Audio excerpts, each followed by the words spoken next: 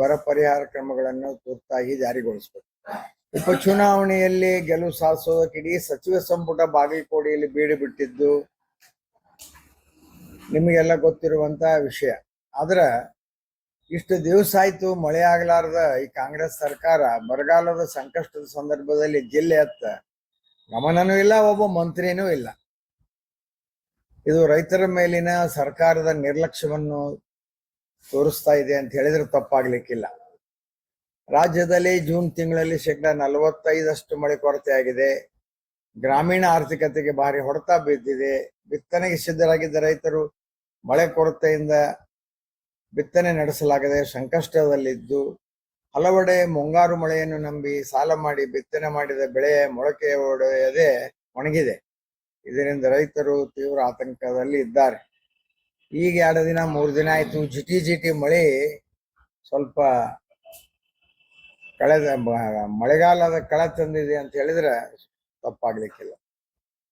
ಬರಗಾಲದ ಹಿನ್ನೆಲೆಯಲ್ಲಿ ಕುಡಿಯುವ ನೀರು ಹಾಗೂ ಜಾನುವಾರುಗಳ ಮೇವು ಸಮಸ್ಯೆ ಗಂಭೀರ ಆಗಿದೆ. ಸರ್ಕಾರ ತಕ್ಷಣ ಪರ್ಯಾಯ ಬೆಳೆ, ಬೀಜ, ರಸಗೊಬ್ಬರ, ಹನಿ ನೀರಾವರಿ, ಬೆಳೆ ವಿಮೆ, ಮೇವು ಬ್ಯಾಂಕ್ ಹಾಗೂ ಕುಡಿಯುವ ನೀರಿನ ಯೋಜನೆಗಳನ್ನು ಜಾರಿಗೊಳಿಸಬೇಕು. ಮೇವು ಬ್ಯಾಂಕ್ ಸ್ಥಾಪನೆ ಸೇರಿದಂತೆ ಬರ ನಿರ್ವಹಣೆ ಅಗತ್ಯ ಕ್ರಮ ಕೈಗೊಳ್ಳುವಲ್ಲಿ ಸರ್ಕಾರ ಸಂಪೂರ್ಣ ವಿಫಲಾಗಿದೆ. ರೈತರಿಗೆ ಸಮರ್ಪಕ ಮಾರ್ಗದರ್ಶನ ನೀಡುವಲ್ಲಿ ಸರ್ಕಾರ ಇಚ್ಛಾಶಕ್ತಿ ತೋರ್ತಾ ಇಲ್ಲ.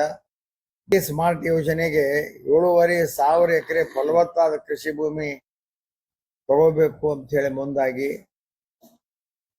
ಇದು ರೈತರ ಹಿತಾಸಕ್ತಿಗೆ ವಿರುದ್ಧವಾಗಿದೆ. ಪ್ರತಿಭಟನೆ ನಡೆಸಿದ ರೈತರ ವಿರುದ್ಧ FIR ಹಾಕ್ತಾ ಇದ್ದಾರೆ. ಇದು ಖಂಡನೀಯ.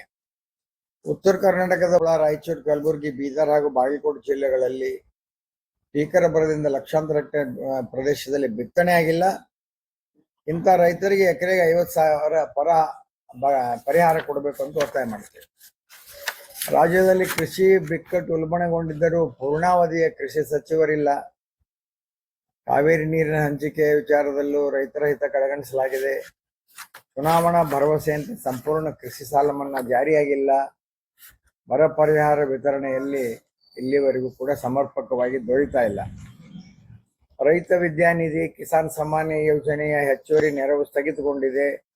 ಟ್ರಾನ್ಸ್ಫಾರ್ಮರ್ ದರ ಹೆಚ್ಚಳ, ವಿದ್ಯುತ್ ಕೊರತೆ, ಕೆರೆಗಳ ಹೂಳೆತ್ತುವಿಕೆ ನಿರ್ಲಕ್ಷ್ಯ, ಕೃಷಿ ಬಜೆಟ್ ಕಡಿತ, ಬೆಳೆ ವಿಮೆ ಪರಿಹಾರ ವಿಳಂಬ, ಹಾಲು ಉತ್ಪಾದಕರಿಗೆ ಘೋಷಿಸಿದ ಹೆಚ್ಚುವರಿ ಸಹಾಯಧನ ವಿತರಿಸದೇ ಇರುವಂತದ್ದು ಎಲ್ಲ ವಿಷಯದಲ್ಲಿ ಸರ್ಕಾರ ವಿಫಲಾಗಿದೆ. ಗ್ಯಾರಂಟಿ ಯೋಜನೆಗಳಿಗೆ ಸಾವಿರಾರು ಕೋಟಿ ವೆಚ್ಚ ಮಾಡ್ತೀವಿ ಅಂತೇಳಿ ಕೃಷಿಯನ್ನ ನಿರ್ಲಕ್ಷ್ಯ ಮಾಡಿ ರೈತರಿಗೆ ಒಂದು ತೊಂದರೆಯನ್ನು ಕೊಡ್ತಾ ಇದ್ದಾರೆ. ಆ ಗ್ಯಾರಂಟಿ ಯೋಜನೆಯನ್ನು ಕೂಡ ಸತ್ತವ್ರಿಗೆ ಕೊಟ್ಟಿದ್ದಾರೆ, ಅವ್ರಿಗೆ ಕೊಟ್ಟಿದ್ದಾರೆ ಅಂತೇಳಿ ಅದನ್ನು ಪರಿಷ್ಕರಣೆ ಮಾಡ್ತೀವಿ ಅಂತೇಳಿ ಅದರಲ್ಲಿ ಕೂಡ ಒರಿಜಿನಲ್ ಏನಿತ್ತು ಅದನ್ನು ತೆಗೆದು ಬಹಳ ಜನರಿಗೆ ಅದನ್ನು ತೊಂದರೆ ಮಾಡ್ತಕ್ಕಂಥದ್ದು ನಡೀತಾ ಇರುವಂಥದ್ದು.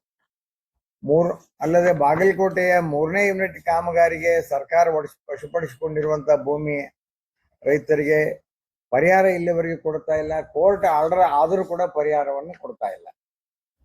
ಆಲ್ಮಟ್ಟಿ ಜಲಾಶಯದ ಹತ್ರ 524 ಈಗಾಗಲೇ ಡ್ಯಾಮ್ ಕಟ್ಟಿದೆ. ಅವಾಗೇನೋ ತೊಂದರೆ ಇತ್ತು ಅಂತ ಗೇಟ್ ಕಟ್ ಮಾಡಿದ್ದಾರೆ. ಅದನ್ನ ಗೇಟ್ ಹೆಚ್ಚು ಮಾಡ್ಬೇಕಾದ್ರೆ 80,000 ಕೋಟಿ ಬೇಕು ಅಂತ ನೀರಾವರಿ ಮಂತ್ರಿ ಹೇಳಿದ್ದಾರೆ ನಿನ್ನೆ.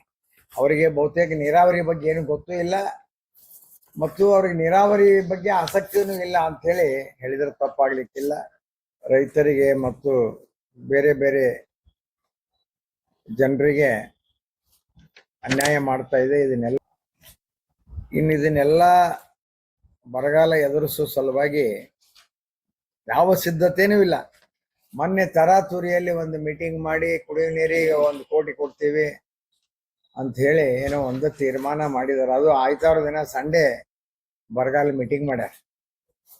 ಅಂದ್ರ ಇವರು ಇನ್ನೂ ಮಂತ್ರಿಮಂಡಲ ವಿಸ್ತರಣೆ,